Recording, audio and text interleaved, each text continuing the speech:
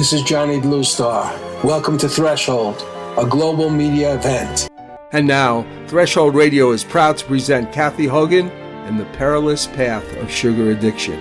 When I lived in Tulsa in the 1970s, I was friends with Mary Ellen Smith, a television broadcaster who was very instrumental in my first real media project, The Adventures of Ganymede Jones. I had the pleasure then of meeting in Mary Ellen's station two extremely interesting guests, the famed actress Gloria Swanson and her husband William Dufty, who became an almost legendary author in the field of holistic medicine. His book, The Sugar Blues, is still famous today and a very useful book indeed.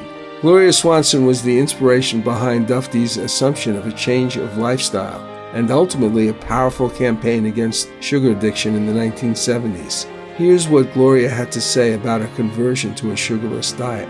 Miss Swanson, we've all known for a long time that you're very against sugar. You haven't eaten it for a long, long time. But what else can sugar do to you apart from it? We know it makes you fat, but what else is bad about it? Well, it isn't a natural food, and it's so nice to know that we have 3 nutritionists with us, because that's quite unusual for MDs to be nutritionist-minded.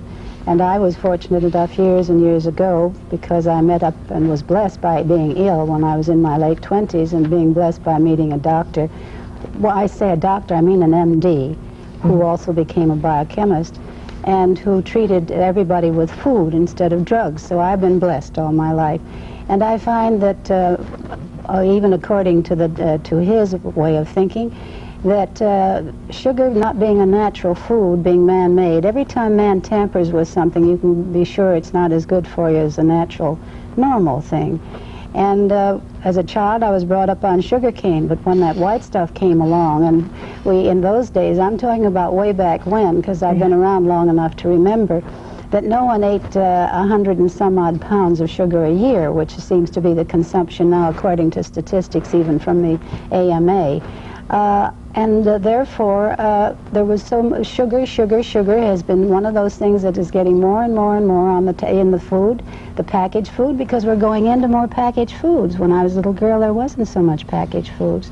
So I found that, according to my Dr. Beeler, he told me that I shouldn't have sugar nor salt, because I just did, salt was just as bad almost as sugar as far as the arteries are concerned, and the fact that it was also, sea salt was something else again, but when you tamper with it and you put something in it to keep it from coagulating and something else to make it white, and you do the bleaching, it's like the white flour. I don't want any of these things in my home.